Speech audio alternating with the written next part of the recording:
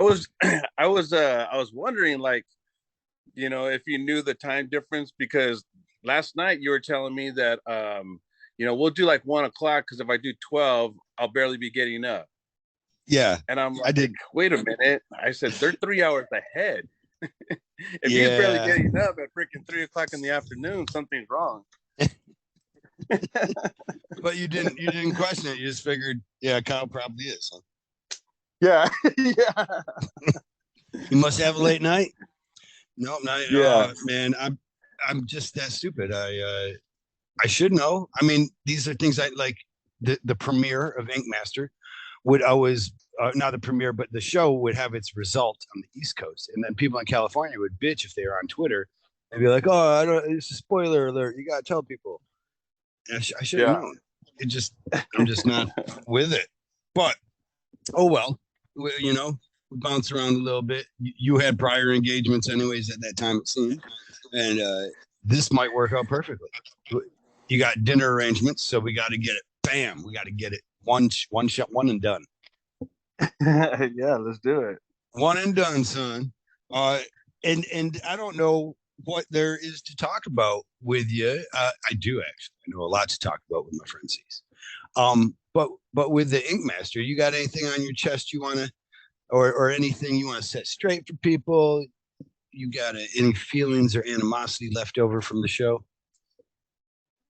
No, you know what, man? Like, um, what what I don't think people know is the fact that um, you know, I didn't really want to be on the show.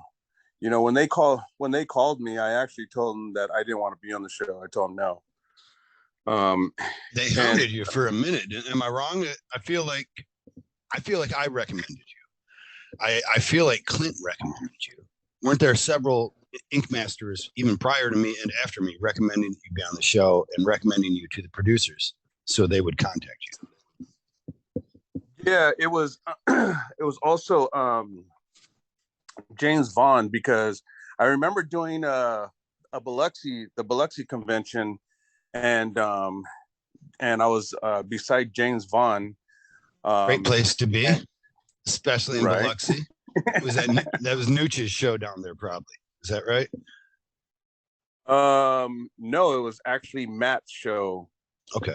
Um, and so I was beside James Vaughn, and he was tattooing one of his clients, and they were talking about Ink Master.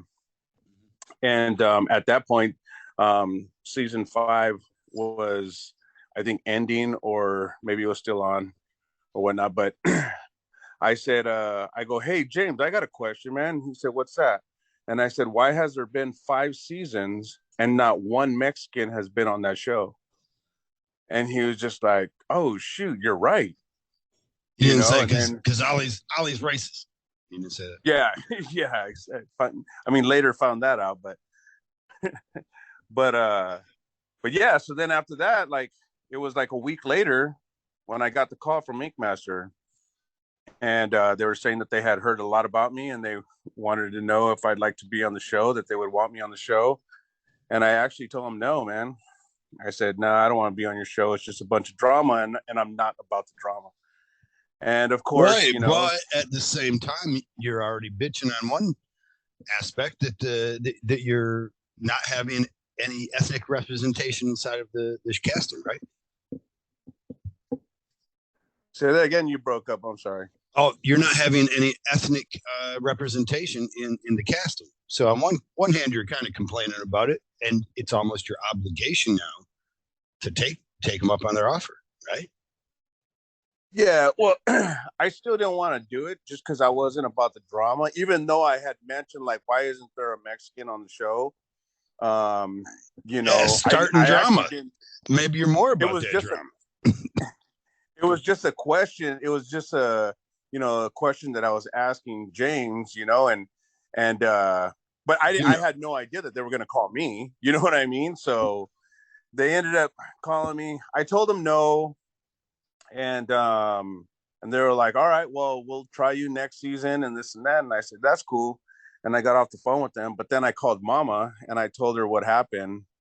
And then she basically Mama said, being you know, you better get, being your wife. Mama being my wife. Yeah, Sandy. And she basically, I told her what happened, and she basically just told me, you better get your ass back on that phone and call him back. So, like a good husband, that the way I she did what said my wife too? said. Yeah, that's exactly the way she said it. I bet she said it with a bit more attitude. Yeah, if anybody knows Mama, you know, she's always, you know, she's around the industry, you know. And she's a straight So, shooter. And if she thinks you're missing an opportunity, yeah, yeah. she wants good things for the people inside of her circle at all times. Absolutely. And you're right there, right? She knows this is a good thing for you, so she told you to do it. Absolutely. So, I said, all right. So I called them back and I said, all right, I'll do your show. You know, I'm in. Hold on, doggies. That's all right. Yeah, let me close my door, dude, because I don't want it to be another Ernie Bustamante show. You know what I mean? But did you hear it? Did you listen then? Yeah, I listened to the dogs barking in the background the whole time too. We got to talk about you. Did we talk about you much on that episode? No, not at all. As a matter of fact, I called. Are you kidding me? No, I text him and I'm just like, dude, you didn't even mention me once, and we're like brothers, dude. I can hear Candy out there laughing right now. No, and I didn't mention you either. I can't believe that, because you're also, I mean, we're all mutual friends in travel. Generally, when I see you, I'm also seeing Ernie. Right. So I guess you really chop liver to us, I guess is what I'm saying. Yeah. It's your biceps, man. You're too intimidated. People may not know this. Big Ceeze, big kid, of course. But now he is big bodybuilding Ceeze, right? Yeah, I love it. Dabble. Man. I love bodybuilding. Yeah. You dabble. Okay. Yeah. That's actually how I got my name, man. Like, because I used to be really skinny, man. I was like 150 pounds all the way up until I was like 28, 29 years old. And and then I got into right now. I'm dieting right now, so I went from 250 down to 230 right now. Oh, we picked you at the best time. Yeah. Yeah. I always like, body modification is the industry that you and I are both in. And some people see it as extreme because we make these choices that will last us forever. And we see people that make even crazier choices than us a lot of times.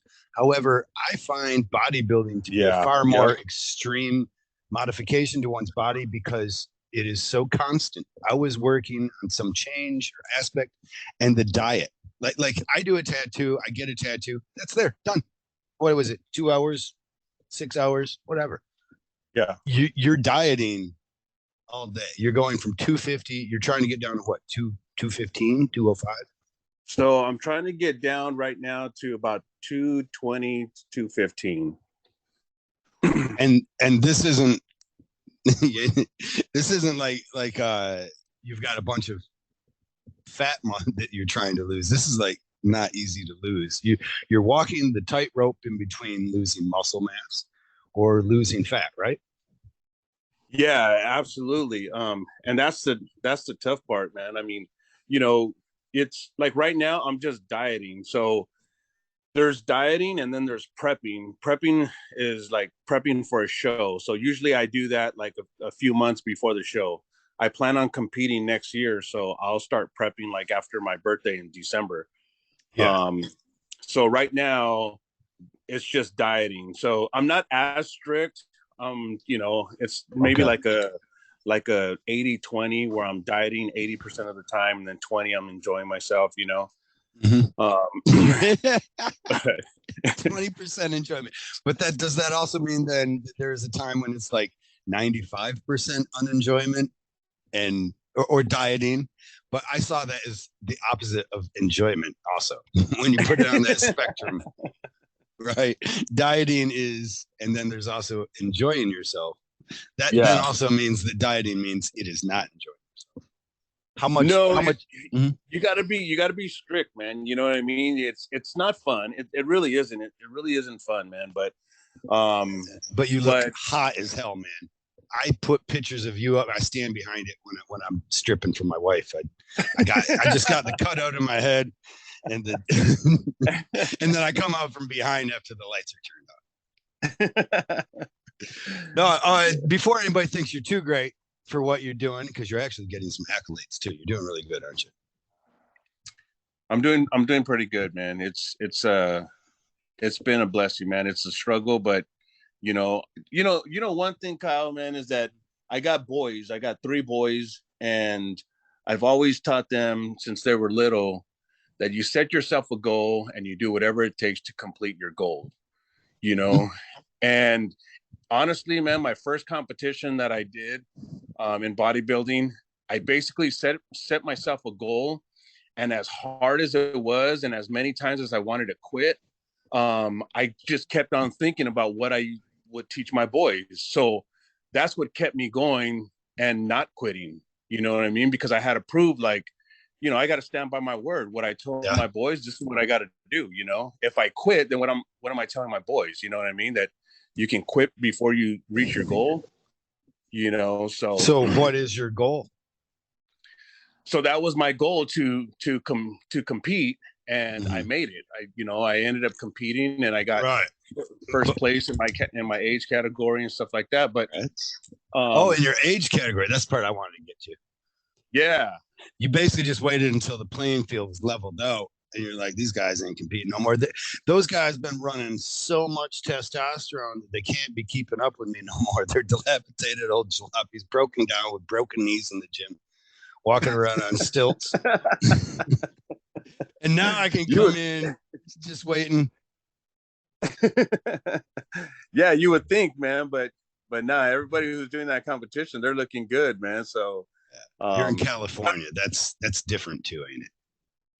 Like bodybuilding, say, and I don't want to cut down places, but I'll just say my own hometown of Flint, Michigan. There's some bodybuilders there, right? But it's not the kind of community that you have in the sun worshiping state of California, Venice Beach, people working out in predator gear and weird stuff. Like, that doesn't happen in Flint. You just go to the gym and you hit your sets and you leave. Right.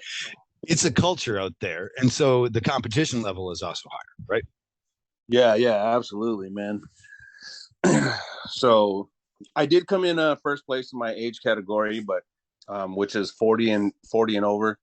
I competed at 49, so or 48, I'm sorry, 48. How high up does it 40 and over, what, all the way to 80? No, it's 40 to 50. Okay. I wanted to make sure you weren't competing against a bunch of octogenarians. Well, no wonder you won.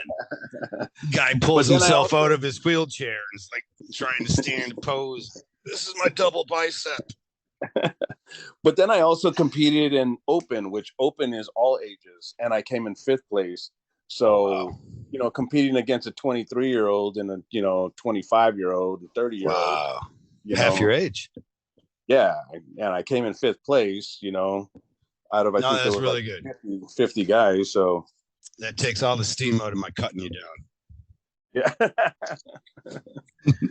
So I really want your hard work to not pay off, so that I don't have to look at myself and think of what a failure my bicep is.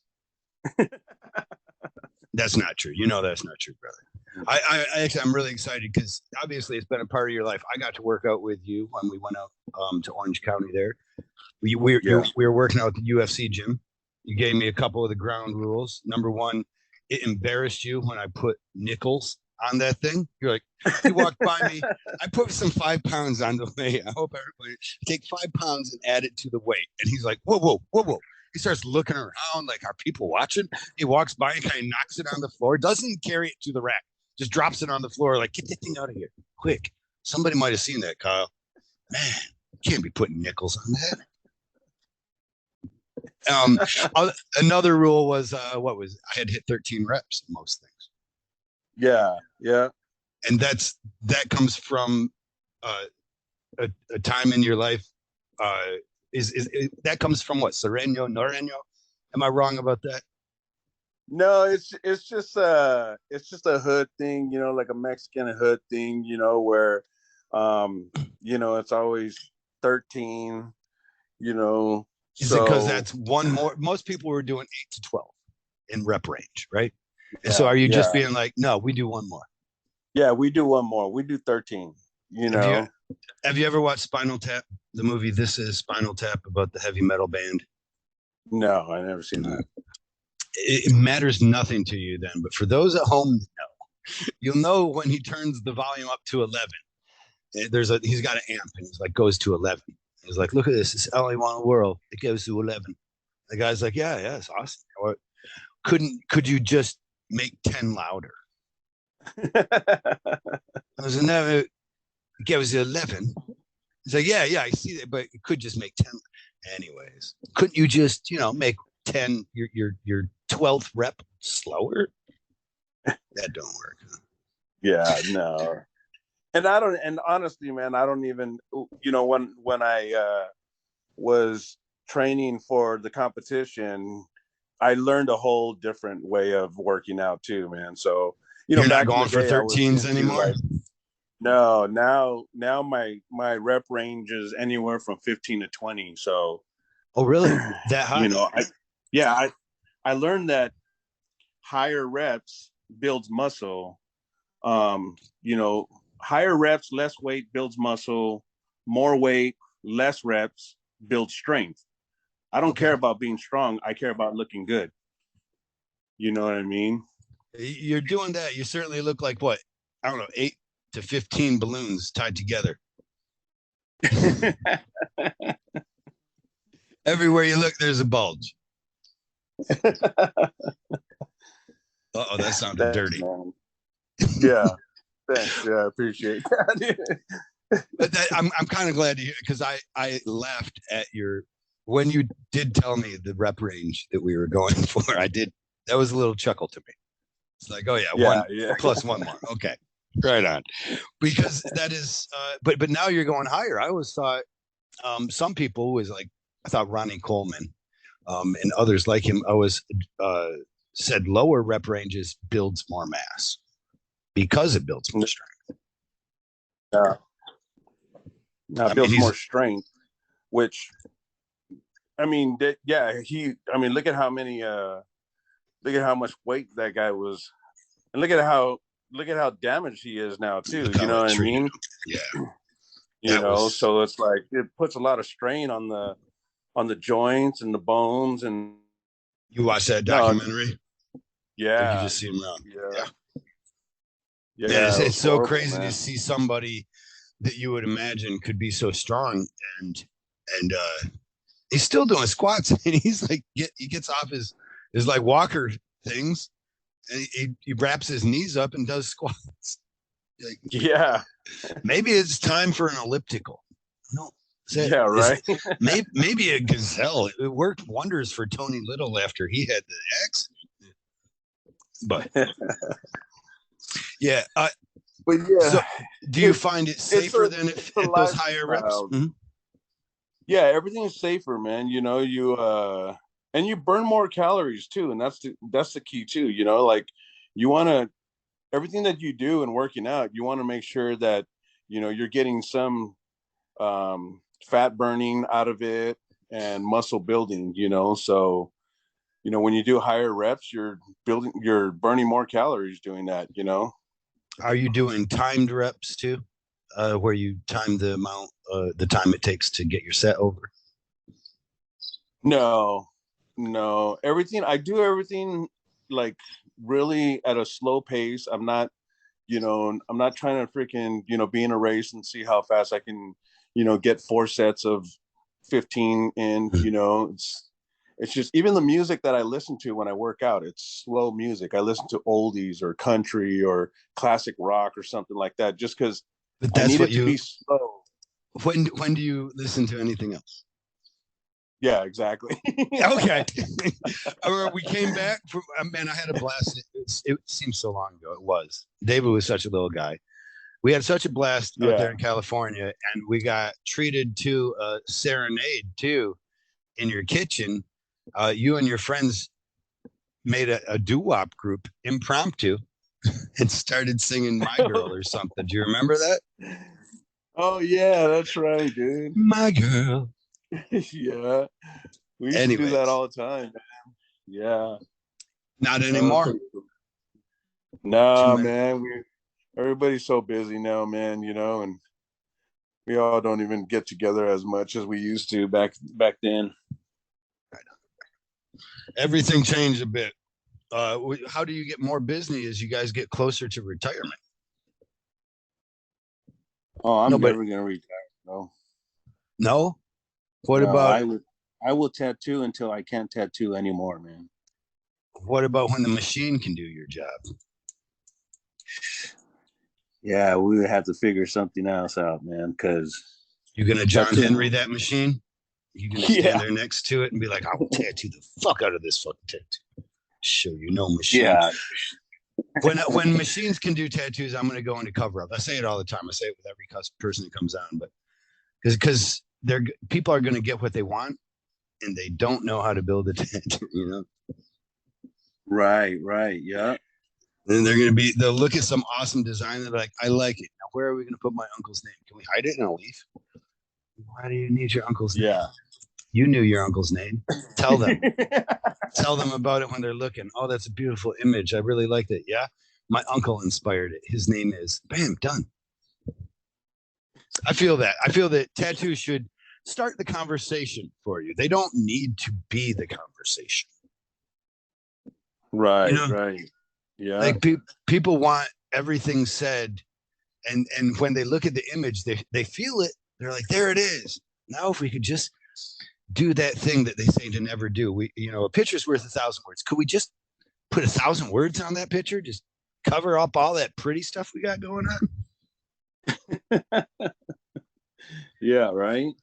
You do beautiful work, realistic work. What troubles do you find in dealing with clients' expectations and their ideas? Actually, it's pretty awesome with the way the clients that I have. Like, I have to say, like, probably about 80% of my clients that walk into my shop with their idea walks out of my shop with my idea. So they, and I'm thankful for that, because a lot of times their idea is just not good, and not cool. And I mean, there's that 20% that's like, no, this is what I want, and this is all I want, and do you end up taking a picture of it when you get done? I don't even take a picture of it. I don't take a picture of it. I don't post it, But it usually doesn't look good either, right? It looks, you can see all the compromises. Yeah. And there's even a couple of times where I've told some clients, like, please don't tell anybody that I did that, and then they just like look at me, and I'm like, hey, because I told you, I was trying to tell you for the past 2 hours that it don't look good, but you insist that you want it. That's what you want. You're paying for it. So I did it. You know what I mean? But I hope the concept is all wrong. You know what I mean? If you ever have an artist to my audience, to our audience, if you have ever had an artist say anything like that to you, it doesn't mean necessarily that he's absolute right and that you're wrong in any fashion. What it does mean is he doesn't see it. If you still like that idea, then take that idea to another artist. When that artist says, awesome, I see it, it's going to be beautiful, you're probably in good hands. If he's a good artist.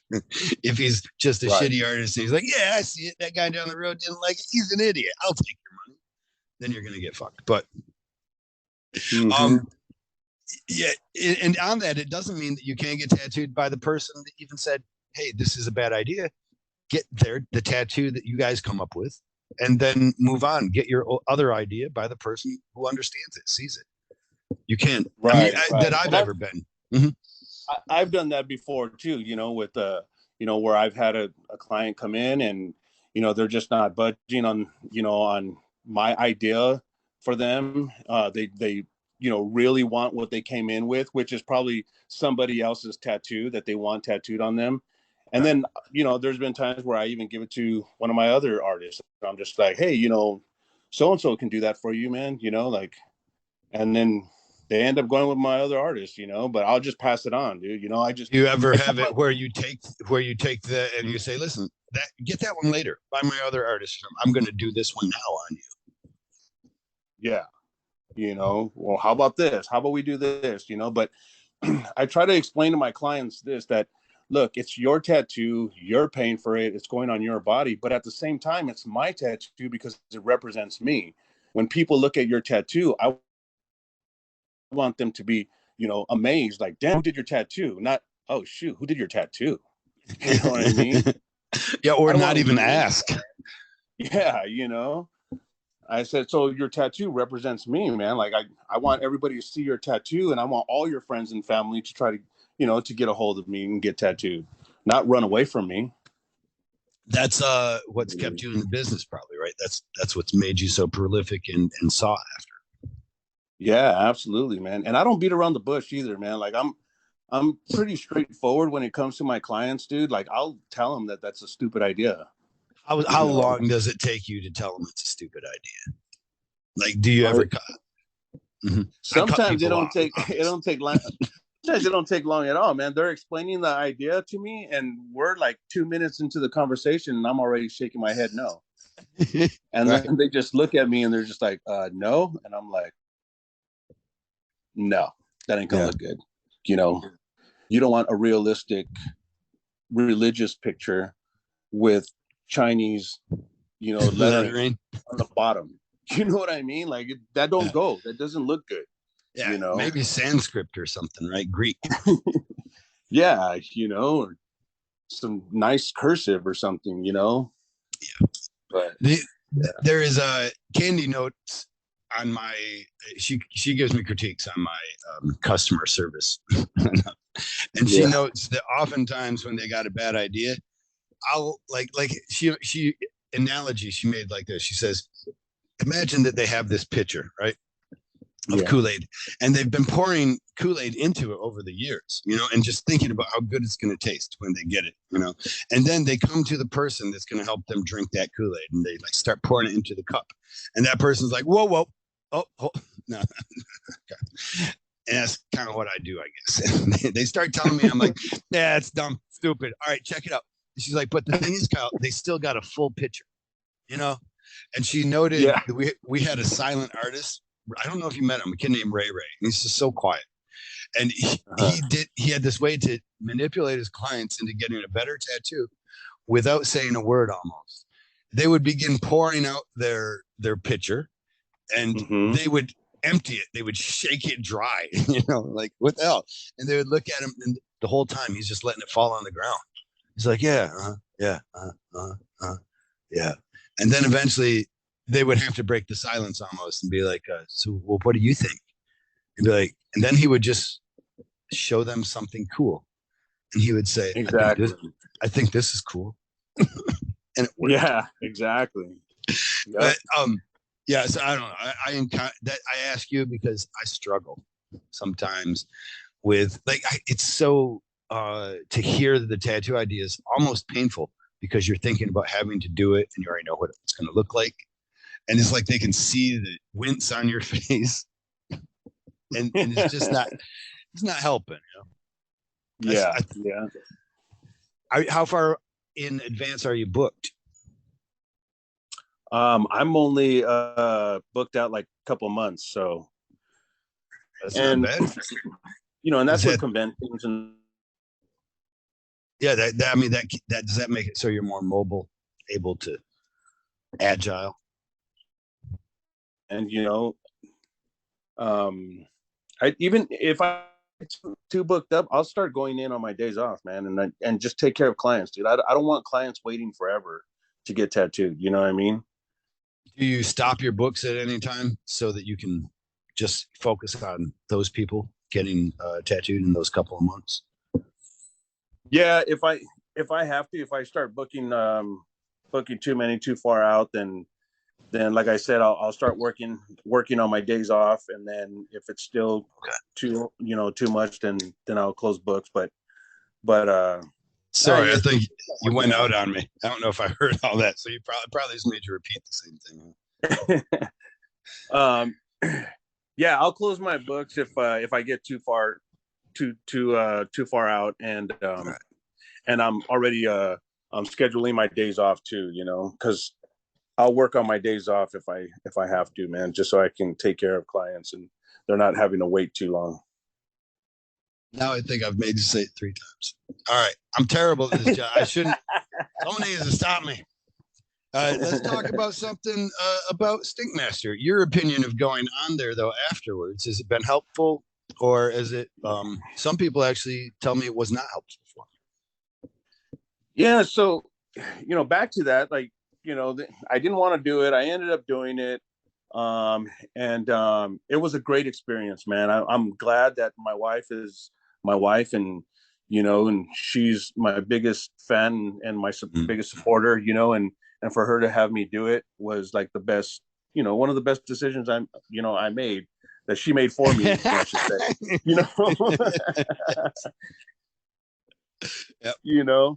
but it remember was a you great guys experience, but you guys came out to the finale at one point, right? The yeah. one prior to you, before you're on, I believe you came out to one of the finales that I was attending, or maybe we all came to, because we were in Central Park together during that time, right? Right. Yeah. Yeah. I think that was my finale, my season's finale. Okay, I made it out to. Oh, that was the last one I was able to attend. Yeah, that's when they announced the winner, and you got up and like, this is Oops, sorry. balcony, dude. You yelled out that it was crap, dude. I shouldn't.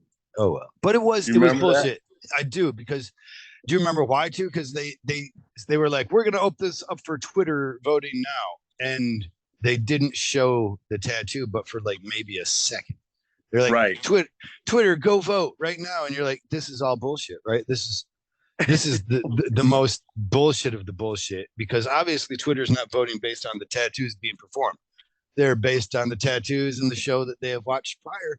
And you guys also don't give a fuck about that. Just moving on. I mean, you all know, especially us as artists, dude, you looked at Cruzman's freaking back piece, and then you looked at Chris Blinston's back piece, and bro, Chris Blinston did every challenge on the show in one back piece. Texture, color, line work. He did everything, so yes, that thing was beautiful. And 100, somebody said it was in the comments at one point, someone was like, he did a Google image and search, but he actually took that photograph himself, if I'm not mistaken, too. Yeah, exactly. That was all his, but every inch of that, and it was beautifully done. Here's the thing that I didn't, and I do respect Cruzman, and I do respect traditional artwork for what it is. However, I believe that if you are a master, you're going to make changes to the way you tattoo to make it right. And if you looked at, how when you make a circle, right, on the back especially, there's going to be one spot that your natural motion is weird, because you have to pull back. You're coming out of the ditch of the spine and over that round hump right there, right? And if you don't pay the right attention to it, it's not going to be equal as the right hand side. And I say that because if I remember correctly, on his left hand side, the circles were all off, and I felt like if we're going to put it on, if we're going to judge a traditional tattoo, and we put such an emphasis on line work, then the fact that he did good line work, that is credit to him. However, the fact that he did good line work but not consistent in the overall look of the circle, well, that draws back from it. Am I stupid? And then there was the portrait that he did that actually looked worse than mine. Oh my gosh, man. Yeah. Dude, that was horrid, dude. I can't believe that he even got through with that portrait, but it is what it is, man. You think they carried him a bit because of their love of that antiquated style? You know what? When you look at the shows, and if you go back and look at all the seasons, you almost know who's already going to win. You know what I mean? And that season was time for American Traditional to win. So I love the fact that he was like showing his back piece, and then he said, no, and I didn't go through Google for any of this. Well, a traditional rose is a Yeah. traditional rose. Yeah, I don't think it you have might to go as well be Google. You just because you spent a long time building up your repertoire of plagiarized material. Is that the wrong way to say it? But just because your apprenticeship took you through, somebody's like, hey, take all that flash off the wall, do line drawings for me, practice that shit all day until you eventually had a library in your head. I mean, it is impressive you've got that library in your head.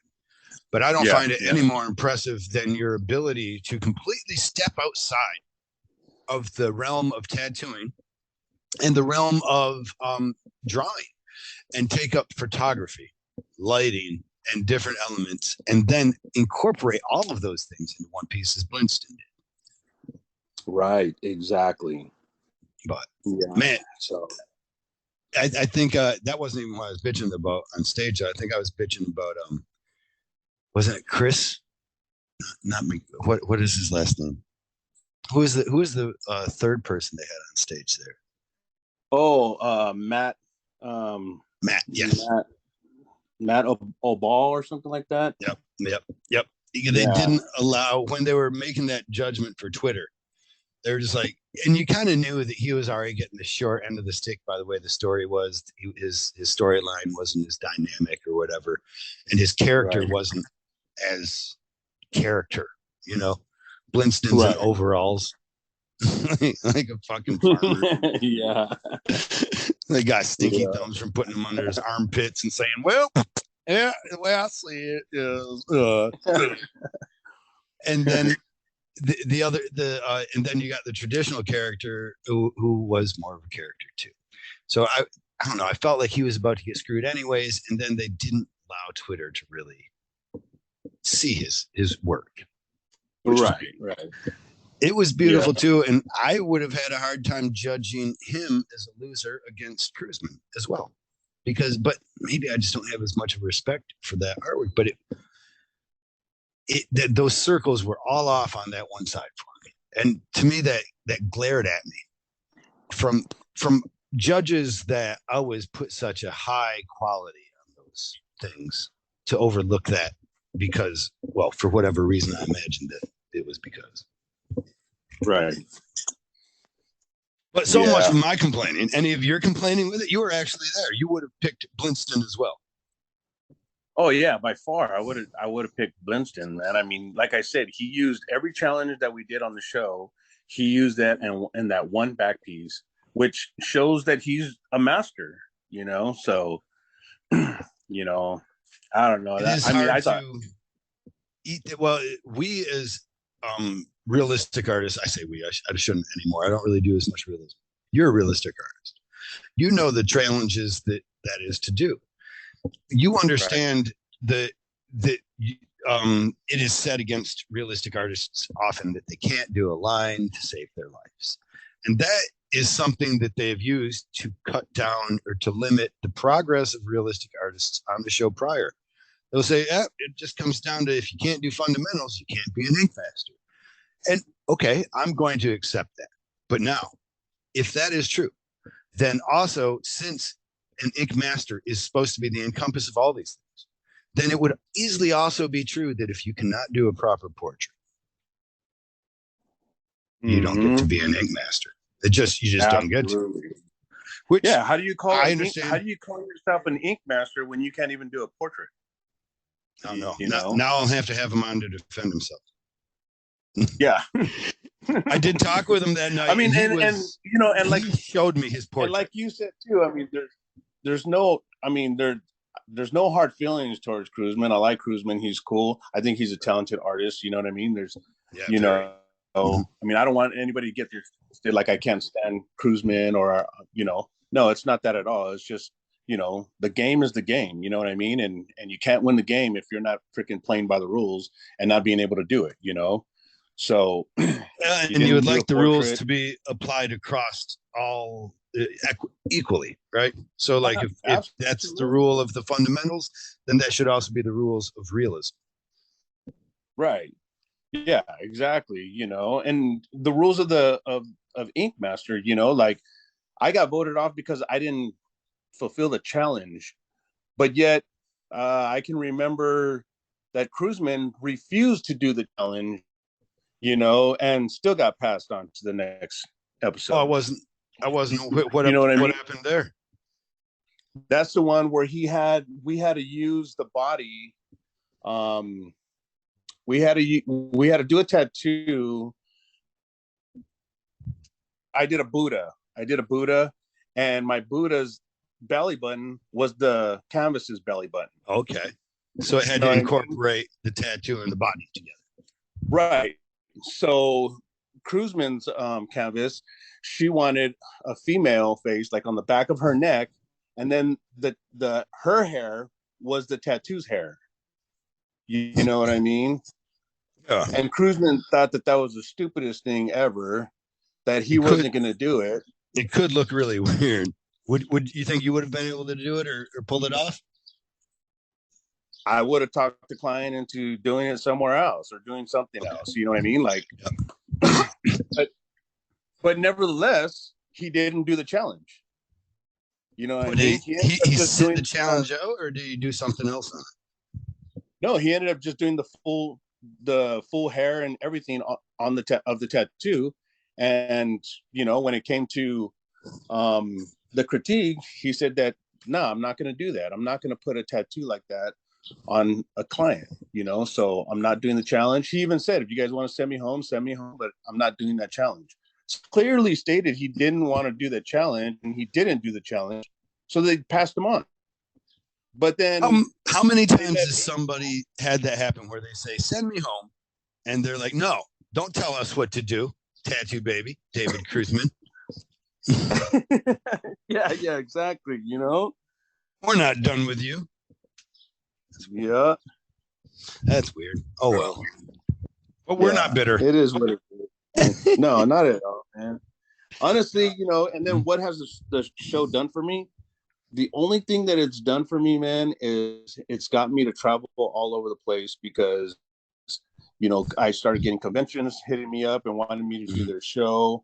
I think because there's 15 episodes and I got voted off on the 8th episode.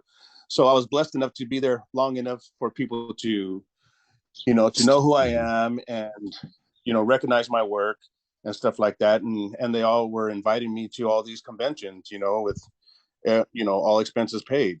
So that was fantastic. You know, I went all over South America, you know, and stuff. So that was a blessing, man. But other than that, man, I didn't have, you know, a line of people around my shop waiting to get tattooed by me. Well, California might be different, but I kind of felt like inside of Flint, everybody was just like, oh, Kyle, fuck that guy. You know, yeah, you wouldn't be so impressed if you had met him before, you know, that kind of. And then outside of Flint, people are like, oh my God, Kyle Dunbar. Oh my God, I would get a tattoo by you right now. I've got the money right now. Let's sit down. Let's do it. But it seems like California would be different. Here's what I know about you. You were already well sought after as a technical portrait and realistic black and gray artist prior to that. You were already being asked to go to shows, just probably not as many, I'm guessing. Right. Yeah, exactly. And maybe the comps got a little bit bigger after Ink Master. Exactly. Absolutely. How much do you get recognized? Yeah, and the places were bigger.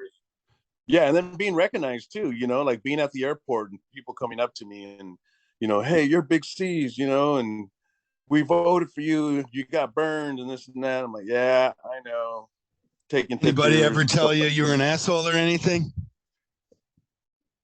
No, not at all, man. As a matter of fact, you know, I got a lot of compliments as far as like, you know, I really look up to the fact that you kept your integrity, you know, and you didn't play the drama game. And I'm just like, cool, that's what I was shooting for, man.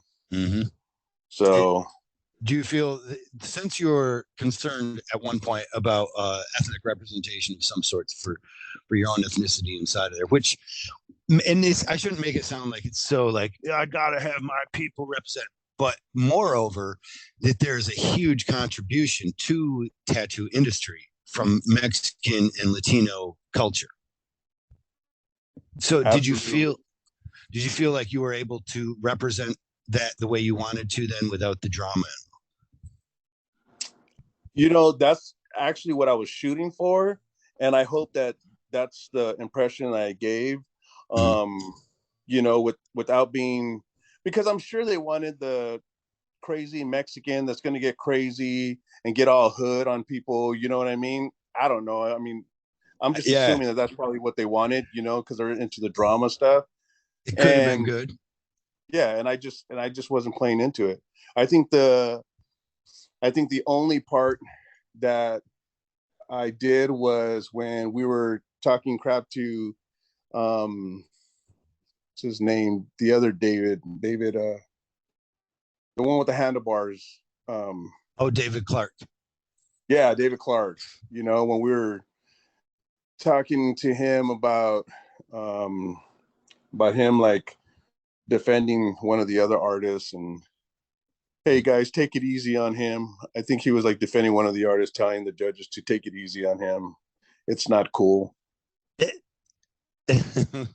but he was in the military, like, and so we were telling him like, dude, is that what you tell the military? Like, hey man, take it easy on me. Right, right. So we were These are all basically, new recruits. They're not expecting a harsh day like this. We should go easy on yeah, come on guys.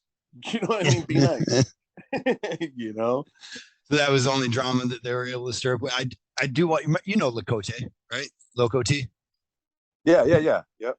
I do wonder like if he had gotten on there, if they would have been like, oh, we're gonna push, because he can be that man. I love him when he is, but he can be more of that, right? He would maybe give them that character. Yeah, probably, man. I mean, I just didn't want America to see who Big Ceeze was for the first time and then think that I'm an a-hole. You know what I mean?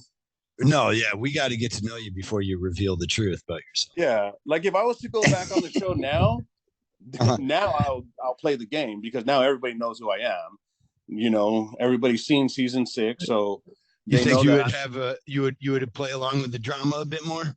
Yeah, now I'll play along with the drama because I've already told people this is the way I am. So if they see me again on the show, now they're saying, "Oh, Caesar's playing the game now," because that's not the way he is. Right, You know? but maybe, I mean, the game is drama of some sorts, and maybe that's the way to like you play to win, right? So it isn't like it would be dishonorable at this point. You've already Right. been on, Yeah. or at least I'm making excuses because I have a hope that maybe you do go on and I can watch the drama unfold then because I'm addicted to drama. Yeah. I hope that I can go back on too, man, so I can give them what they really wanted to see the first time. Yeah, you mean that? I actually went on Redemption, man, and freaking Mm-hmm. who was it? Miami's the one that challenged me on Redemption. Uh, And it was funny because I ended up winning that redemption piece, and then I tattooed the piece and everything. The guy loved it, whatever. And when they did the interview with me, they were like, how do you feel about Miami, calling you out and this and that? And I was like, he made the biggest mistake of his life, you know. yeah, And I was like full on like giving him the drama, like, hey, Miami made the biggest mistake of his life. He shouldn't hit me he shouldn't challenge me on, yeah. black and gray when, I can smoke him all day long. And then And they is didn't even that use it, I was gonna say, wow. Well, you maybe they know, and didn't want you to. Maybe they're like, this is too much of a change from the character that we've been selling America. Exactly. I don't Shoot, know if they America's could gonna have know ever exactly had. the way we are. There could be things. I have a huge problem with that now. I've got all my personal thoughts somewhere on a server, and too many people know. You can't, and I'm that guy too. I like to be anonymous in a conversation as far as my real thoughts sometimes because it just makes a safer space for people to go full on crazy. And I like to be Right. crazy. But now they're like, oh no, Kyle ain't down with that. He's trying to be level headed. No, he might make you think he's listening and he's agreeing, but he's thinking the whole time you're an idiot. Yeah. What I know we gotta let you go soon too. Am I wrong? Your dinner arranged appointments coming up, right? Oh, we still got time, man. Okay, I know I got to worry about it because with the diet, I Yeah, don't want no, it's all good. I I don't just want got your done eating family a to meal. suffer. Yeah, and you said you're not down. You're not down to the real cutting part, right? To No, where that's not until after my birthday, man. I'm throwing a big birthday party because it's my 50th birthday this year. congrats. So thanks, man. So I'm gonna full on freaking splurge and have a great time. And then Going after 16, that, like a sweet 16 on MTV or something. yeah. Going balls out. Have you seen Peaky Blinders? No, I haven't. I haven't. I've seen bits and pieces. Oh my gosh, dude, it's a great series, man. You should check it out. But um Mama likes to throw theme parties. So my last year's birthday was Yellowstone theme, and then this year is going to be Peaky Blinders theme.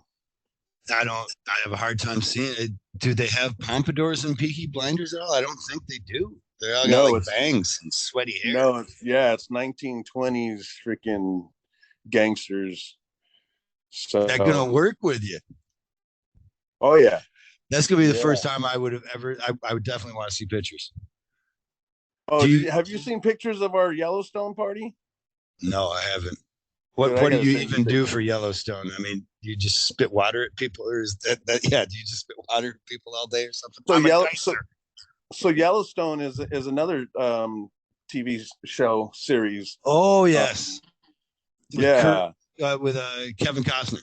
yeah. Which is, if you haven't seen that, that's a must watch too, man. It's freaking phenomenal, dude. But Got they're like problems. they're like It's hard to cowboy watch. Mm-hmm. they're like cowboy mafia. You know what I Okay. mean? It's pretty dope, man. But anyway, so we were all characters of that show, you know. So there's a character called Rip. His name is Rip on the show, and that's Mhm. the character that I was. I'll send you pictures, dude. You'll enjoy them. Right on. Any of them is Rip built like you too, or not? No, well, there's he has a jacket on and cowboy Okay. hat and all of that stuff, dude. And I got the beard, you know, I figured growing that in. with the So name Rip, maybe he was like just shredded. yeah, just shred. It's like I'm Nah, ripped, man, motherfuckers. he just rips people apart. You know what I mean?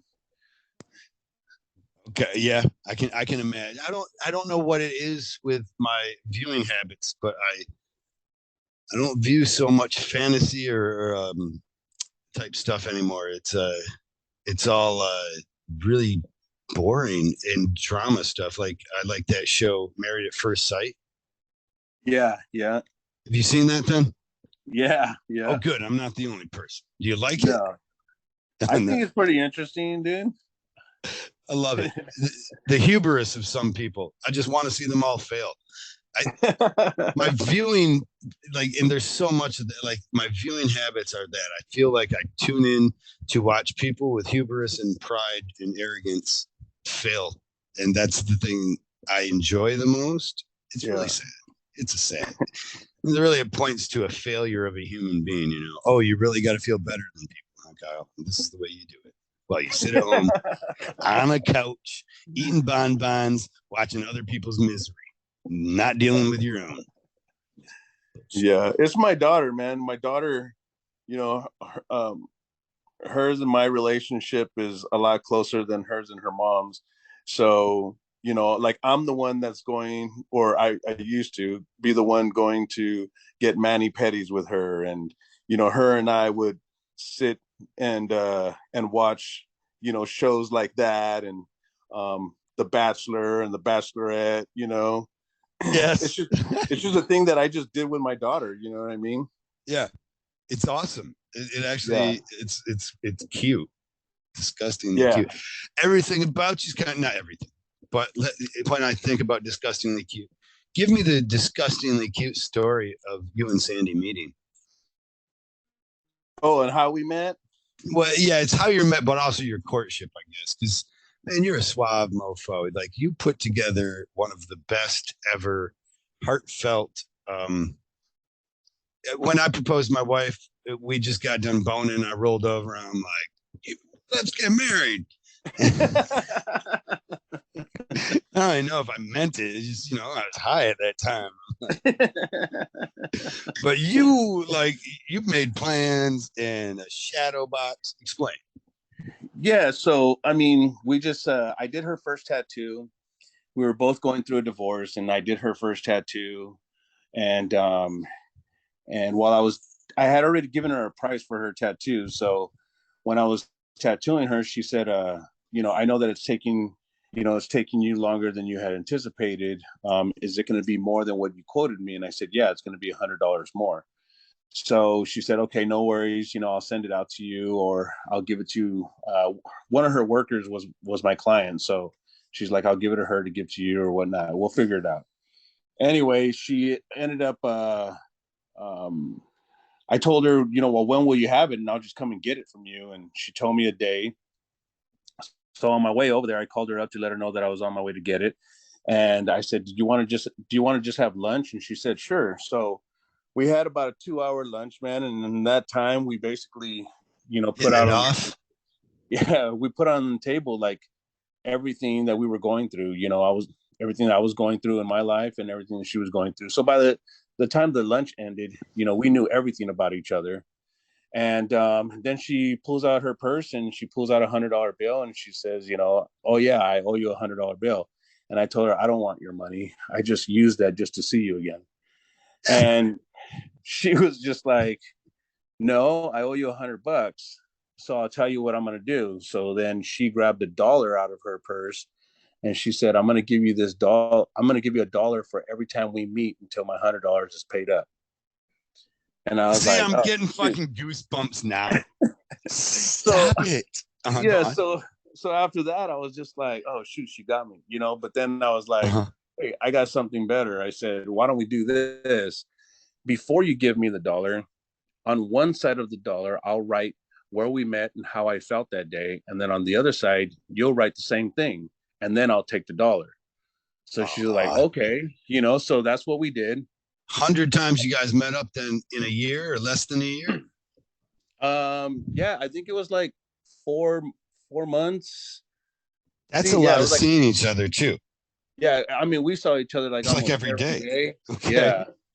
And it And was still cool. I kept mean, up this silly charade of giving dollars. You're like, at one point you're $75. You know what, honey? We're having a lot of fun with this, but whatever. It's stupid. No, keep it up yeah, right to the $100. we took it all the way up. It was Oh up yeah, to you the set goals $100. and you achieved them. So yes, Exactly.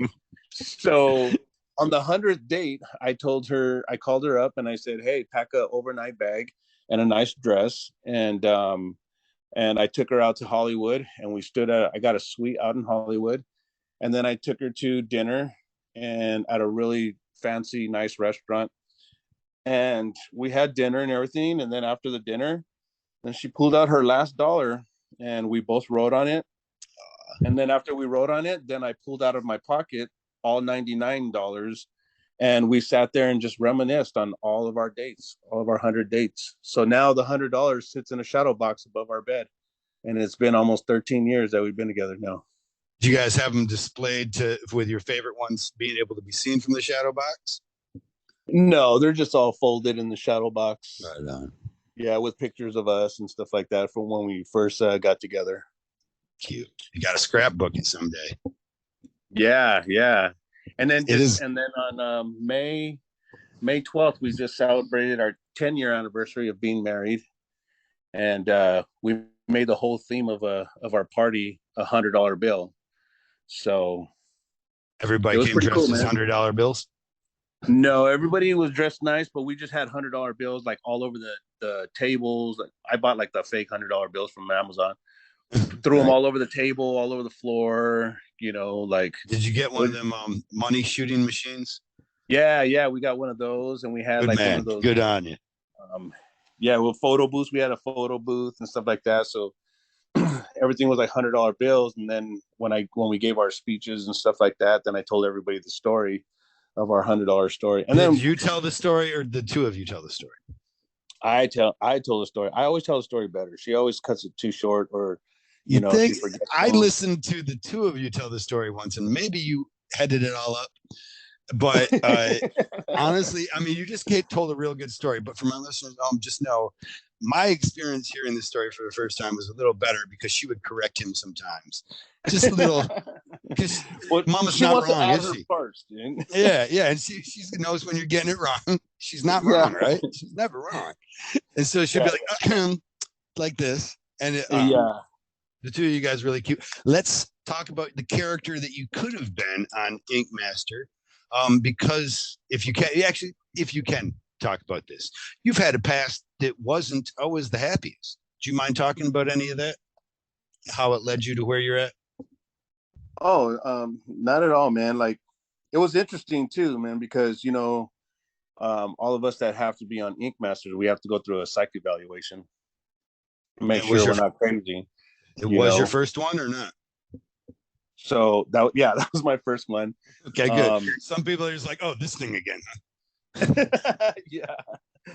So when I went to the psych evaluation, the psychic or whatever, not the psychic, No, let's go with that. there, The yeah, shrinker. yeah, the shrink. He started asking me about my past, and I don't really like to talk about I mean, I'm comfortable with talking about it now because I don't care, and I've grew out of it. But Well, my this becomes past part wasn't. of your testimony, right? Because you're also Yeah, a pretty religious person. I'm not religious. I'm just Christian. So Okay. it's yeah. Um, but my past is a tough past because I was raised by a stepfather who basically abused us and tortured us all the time. And it led me to run away from home when I was 13 years old. Um, I started getting into drugs when I was 15. And when I say drugs, I'm not talking about like smoking weed when I was 15. I'm Mhm. talking about like smoking PCP and angel dust when I was 15, That's and yeah. getting into a PCP gang. is crazy. Angel dust is kind of the same thing as PCP. Am I wrong? Yeah. Yeah. Like you're out of control with that stuff. Oh, you're like in another planet, man.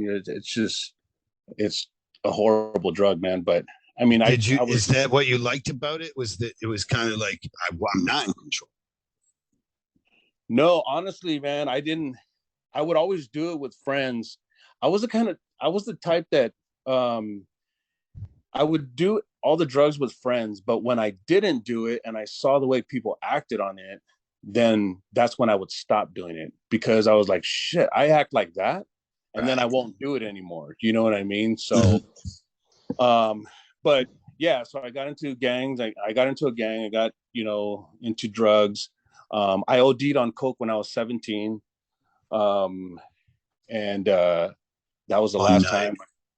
Yeah, it was too crazy, but How do you um, not do cocaine now? What's your? Sometimes I find it's good to have like I don't do cocaine anymore. And I find that I have to have a couple like people offer. They're like, hey, you're cool. Or they'll ask, are you cool? And they'll shake their nose or something. Like, you cool? And then you're like, what is it? You got a booger or something? Oh, no, but cocaine. I forget what that means. I'm cool, but I don't want coke. How about that? Uh, so I've had to find things, but cocaine's one of them easy drugs to quit almost if you just say, if you can program yourself to say no once, right? yeah, Because if you say no once, they're always like, oh, cool, more for me. If they say, are you sure? Then they want to fuck you in the asshole. yeah, yeah. So I wasn't doing that anymore. But yeah, I ended up just living a hard life, man, and because of that, because of all the torturing and abuse that we got that I got when I was younger, Mhm. it created me to be an angry person, man. So I was very abusive to whoever, male or female. It didn't matter, So Would you say you um, kind of didn't have a respect for life itself because you had no respect for your own life? Why should I care what sex somebody is that I'm mad at? exactly. Yep.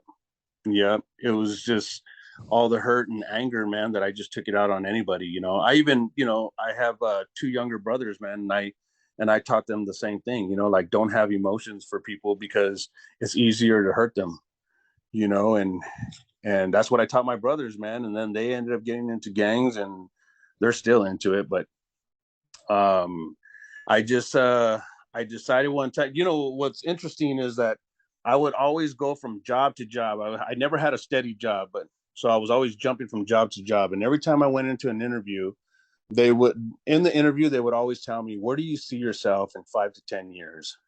And that question always stuck with me when I was on dope. And when I was at home high, I would think about that question like, shoot, where do I see myself in 5 to 10 years? Because I'm picturing myself either dead or in prison. So just those thoughts, man, every time I got high caused me to get out. I just left. I left the neighborhood. I just moved away.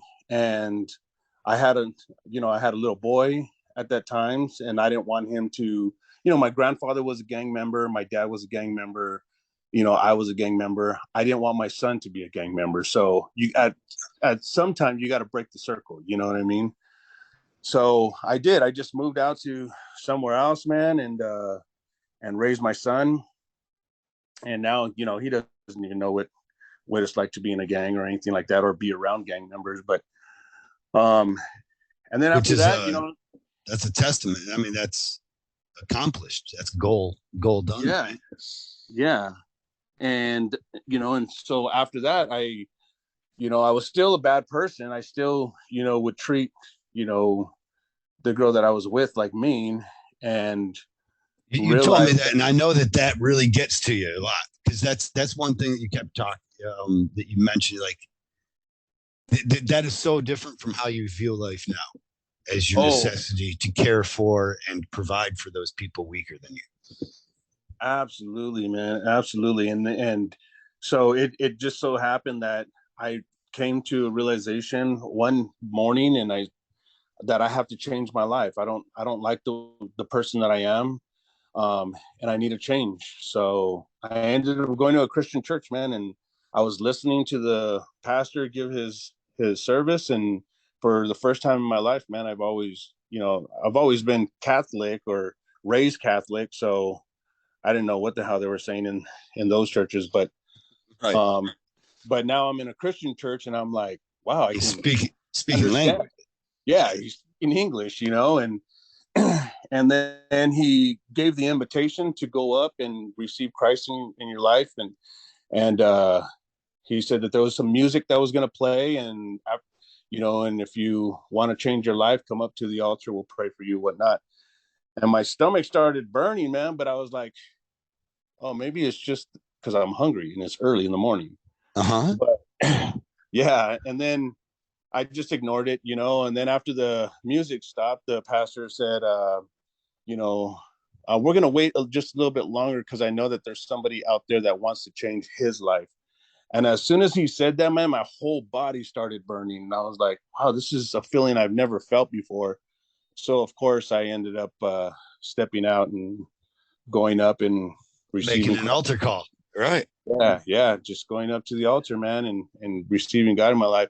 And from that day, man, I mean, even walking down the aisle, going up to the altar, I can feel like all the hurt, all the anger, all the hatred, everything just being lifted off my shoulders, man, where I was never a crier. I never cried, dude, and now I'm just bawling walking down this aisle. Yeah. You even taught your brothers not to have emotion like that. Exactly. It's like when you use lidocaine too long and suddenly the feeling all comes back, huh? Yeah. Like, my tattoo's on fire, man. This ain't right. Yeah. So yeah, man. So I just received Christ in my life, and from that day on, man, now I cry on commercials now, dude. I have this rule, bro. Especially me being a portrait artist, dude. I have this rule that you don't cry alone in my chair, because I'm constantly doing memorial pieces. You know what I mean? Right. Yeah. And as soon as that person starts crying, man, I start tearing up, dude. So I got to get up and walk away real quick, Do you think that helps with it? With one, your care, for the outcome of the tattoo and all, but also for your allowing the tattoo to be cathartic for the person wearing it. Do you think that closeness that you have helps aid you in that? Absolutely, man. Absolutely. I mean, even like, I got three boys, like I said earlier, and I wasn't a good father to them, man, because I just didn't know how to be, I Mm-hmm. was, and I've never held my kids, never hugged them, never kissed them all over their face, and I've never done any of that, man, and it wasn't until recent, honestly, man, like uh, since I've been with mama, like 13 years ago is when, you know, that woman, my wife, who's taught me even more love about more love, you know what I mean, Yeah. that I ever, had in my life, that, now I see my boys, man, and I freaking hug them and I kiss them and, and Cherish the moment. yeah. And they're 28 years old, 30 years old, 24 years old, Yeah. but but it's definitely made me a different person, and everybody can believe what they want to believe, man. All I can say is from where I came from and what I've witnessed and have seen in my life, man. It's God's for me, dude. You know what I mean? I do. I do. I like So I'm not the biggest believer and even get chills though when talking to you about it. I believe also that it's possible that if that maybe not every religion's right for everybody. And not that that means this or that, right? That maybe there is only one religion and it is right for everybody. But at the same time, maybe it's not. Um, and and, that's and why I don't, and honestly, I don't even consider myself religious. Like I said earlier, like I'm not religious. I'm Christian, Christian, which yeah, Christianity is just, I just have a relationship with God. A religion is more like pathology, and when there's duties that you have to do, you know what I mean, you have to make your first holy communion, you have to make your confirmation, when there's duties. That's why when people say like I watch a show religiously, that means that they're doing something all the time, the same thing all the time. right. You Yeah. know what I mean? Like So I'm showing up for it. I'm going to be there. You yeah. do you attend church religiously then, or just when you can, or when you need No, to just recharge? Or when I can, when I can make church, then I'll make church. And sometimes, actually the Bible says churches starts in your home. So there's many times where me and mama would just put up service on our TV, man, have a cup of coffee and some breakfast and just watch it on TV. You don't do have to you go to guys church. talk about what you watch afterwards together as a couple, or just move on with your day? Yeah, yeah. So, there's times because what people don't understand too is that the pastor that's giving the service, he's just a regular man. All he's doing is giving his interpretation of the verse that he's reading. So we should, go back home, like the people that go to church should go back home and read up that verse and see what interpretation God puts in them. You know what I mean? Because I could read a verse and get something out of it, and mama can read a verse and get something totally different. Right. you know it's whatever you get out of it, man. That's why a Did you? Bible is read all the time, not just from front to back and then put on the shelf, Okay. because you Have can you? constantly get something. I follow. Do you feel it helped you with forgiveness for your father at all, and his abuses, or has that been a lingering anger? So yeah, it took a long time. It really took a long time, man, because the abuse was just, it was too much, man, and I freaking hated that, man. He was my stepdad, so Oh, I wasn't hated really any blood love there. no, not at all, man.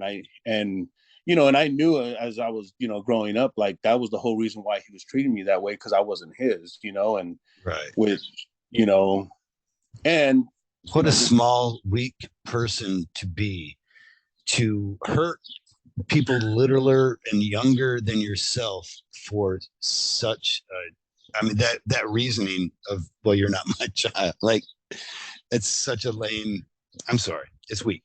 That's all. yeah, Fucking lame. yeah, and it's crazy because when I was growing up, I used to always say like, I will never be like this man. Never will I be like this man. I'm gonna be better than this man, and But there And were now times. God's put in my life, stepkids, you know what I mean? And, Right.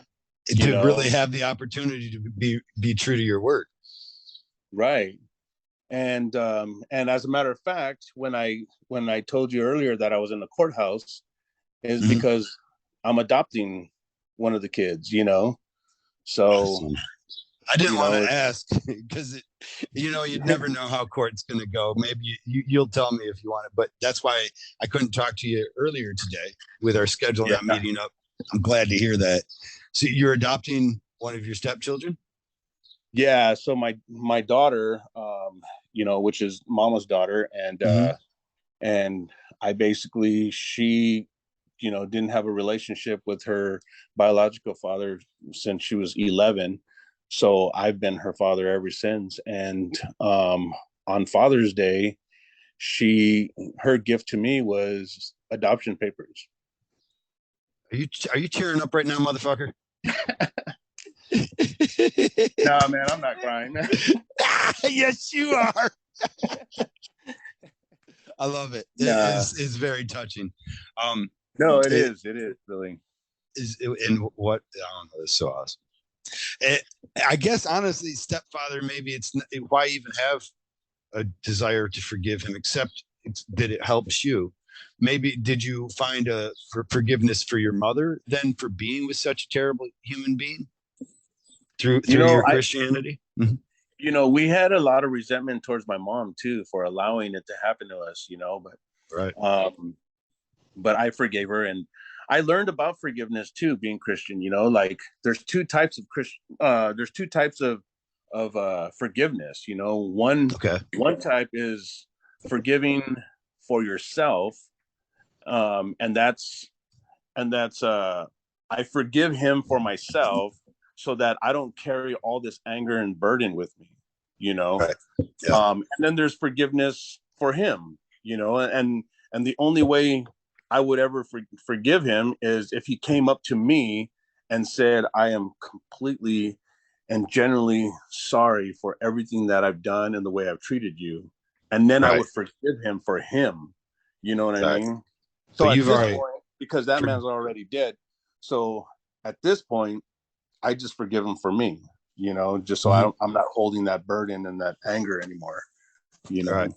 Does it come with a necessity to understand that he probably experienced some trauma too? Oh, absolutely, absolutely. I mean, his whole family, all his brothers were abusive, Right. So Mhm. yeah, it ran in the family, and apparently, his father uh, abused all of them, so that's where they got See, it from. you had to have had you already talked several times about epiphanies, different stages in your life where you're like, oh, you know what? This is just going to stop. There's like a cold turkey kind of thing for you. But Right. that must have been on the recognition that I am being this person. And that almost now it justifies who that if I act because that guy trauma gave me trauma. If I act in the fashion that he did, spreading that trauma, now I am 100% him. But now also I see the almost necessity to be able to forgive him because I was him. I need to forgive myself. I need to be able to experience mercy. So to do that, I have to understand that he's just a broken individual who will be controlled by his own sin and all the. He didn't die happy, rich, and fat, right? Right. No, he actually died alone, living on the streets.